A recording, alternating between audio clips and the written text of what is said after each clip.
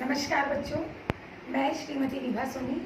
आज हम लोग विज्ञान विषय के अंतर्गत कक्षा 8वीं से कितना भोजन और कैसा भोजन में अध्ययन करेंगे, जिसमें हम ऐसे पोषक पदार्थों के समूह के बारे में अध्ययन करेंगे जो हमें स्वस्थ रखता है और हमें रोगों से बचाता है। आइए देखते हैं विटामिन और उसके प्रकार। ऐसा माना जाता है कि किसी व्यक्ति को भरपेट भोजन नियमित रूप से मिले तो उसके शरीर के पोषण की जरूरत पूरी हो जाती है, किंतु यह सही नहीं है। भोजन में यदि एक ही चीज खाए तो सारे पोषक पदार्थ नहीं मिल पाते हैं।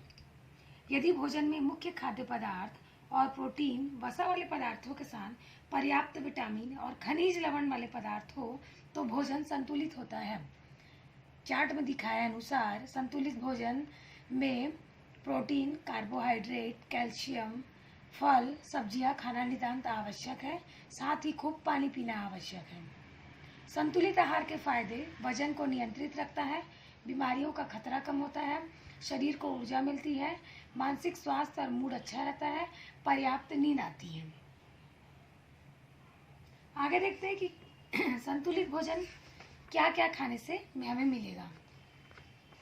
सब्जियां, फल, साबुत अनाज, स्वस्थ प्रोटीन खाने से संतुलित आहार की कमी पूरी हो जाती है। शरीर को स्वस्थ रखने के लिए संतुलित भोजन लेना आवश्यक है। हमारे शरीर के अंदर कई क्रियाएं चलती रहती हैं जिनके लिए हमें ऊर्जा की आवश्यकता होती है, जो हमें संतुलित भोजन से मिल सकती है। भोजन से शरीर के नए भाग बनते हैं, जिससे बच्चों का शरीर लगातार बढ़ता रहता है। यदि भोजन संतुलित नहीं होगा तो शरीर की बढ़ोतरी ठीक से नहीं होगी। हमारे शरीर के भागों में लगातार टूट फूट होती रहती है। इस टूट फूट की मरम्मत के लिए संतुलित भोजन की आवश्यकता होती है।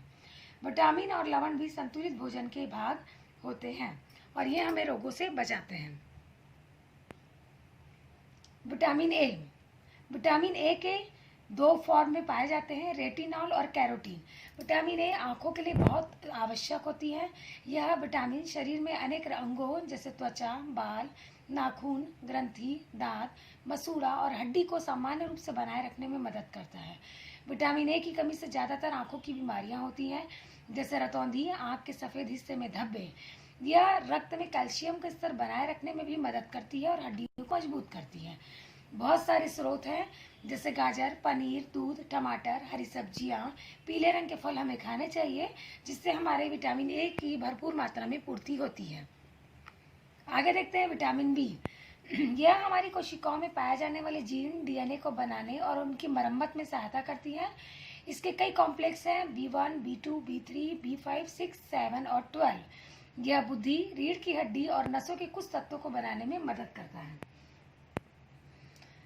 इसकी कमी से बेरी-बेरी, त्वचा की बीमारियां, एनीमिया, मंदबुद्धि जैसी अनेक खतरनाक बीमारियां हो जाती है। विटामिन बी के स्रोत मछली, मीट, अंडा आदि में पाया जाता है। शाकाहारी लोग इसकी आपूर्ति दूध और इससे बनने वाले उत्पादों, जमीन के अंदर उगने वाले सब्जियों जैसे आलू, गाजर, मूली में पाया जाता है। विटामिन सी शरीर की मूलभूत रासायनिक क्रियाओं में यौगिकों का निर्माण और उन्हें सहयोग करता है, तंत्रिकाओं तक संदेश पहुंचाना या कोशिकाओं तक ऊर्जा प्रवाहित करना आदि। विटामिन सी मानव शरीर के सामान्य कामकाज के लिए बहुत आवश्यक है। यह स्कार्बिक अम्ल होता है, जो कि हर तरह के सिट्रस फल में जैसे नींबू, संतरा, अमरूद, मुसब्बी आदि में पाया जाता है। इसकी कमी से स्कर्वी नामक रोग हो जाता है। इसके स्रोत में नींबू, संतरा, बेर, कटहल, पुदीना, अंगूर, टमाटर, अमरूद, सेब, चुकंदर, दूध, चौलाई और पालक भाजी है। विटामिन डी इसका सबसे अच्छा स्रोत सूर्य की किरणें हैं। जब हमारे शरीर की खुली त्वचा सूरज की अल्ट्रावायलेट किरणों के संपर्क में आती है तो ये किरणें त्वचा में अवशोषित होकर विटामिन डी का निर्माण करती हैं। अगर सप्ताह में 2 बार 10 से 15 मिनट तक शरीर की खुली त्वचा पर सूर्य की अल्ट्रावायलेट किरणें पड़ती हैं तो शरीर की विटामिन डी की पूर्ति हो जाती है। इसकी कमी से हड्डियां कमजोर हो जाती हैं। इनकी कमी को पूरा करने के लिए दूध, अंडा, चिकन, सोयाबीन और मछलियां खाना चाहिए। विटामिन ई शरीर की रोग प्रतिरोधक क्षमता मजबूत बनाए रखने, शरीर को एलर्जी से बचाए रखने के लिए, कोलेस्ट्रॉल को नियंत्रित रखने में महत्वपूर्ण भूमिका निभाता है। विटामिन ई वसा में घुलनशील विटामिन है। यह एक एंटीऑक्सीडेंट के रूप में भी कार्य करता है। इसके 8 रूप होते हैं। इसकी कमी से जनन शक्ति में कमी आती है। विटामिन ई अंडे, सूखे मेवे, बादाम, अखरोट, सूरजमुखी के बीज, हरे पत्तेदार सब्जियां, शकरकंद आदि में पाया जाता है। इसके अलावा यह गेहूं, हरा साग, चना, जौ, खजूर, चावल के माड़ में भी पाया जाता है। अब हम जानेंगे कि कौन से विटामिन की कमी से कौन से रोग होते हैं, जिसमें विटामिन ए की कमी से रतौंधी, विटामिन बी1 की कमी से बेरी, विटामिन बी2 की कमी से ग्लाइसाइटिस कोलाइसिस, साबारिक डर्मेटाइटिस होता है। विटामिन बी3 से चर्म रोग, वृद्धि कम होना, बाल सफेद होना, जनन क्षमता कम होती है। Vitamin B5 pellagra, vitamin B6 रक्त अल्पता, चर्म रोग, पेशी ऐठन, विटामिन बी9 रक्त अल्पता, विटामिन बी12 रक्त अल्पता, विटामिन सी स्कर्वी, विटामिन डी सूखा रोग, विटामिन ई जनन क्षमता की कमी या पेशियां कमजोर, विटामिन के रक्त का थक्का न जमना। इस प्रकार हम देखते हैं कि एक दिन की संतुलित आहार अगर हम लेते हैं तो हम इन सब बीमारियों से भी बच सकते हैं।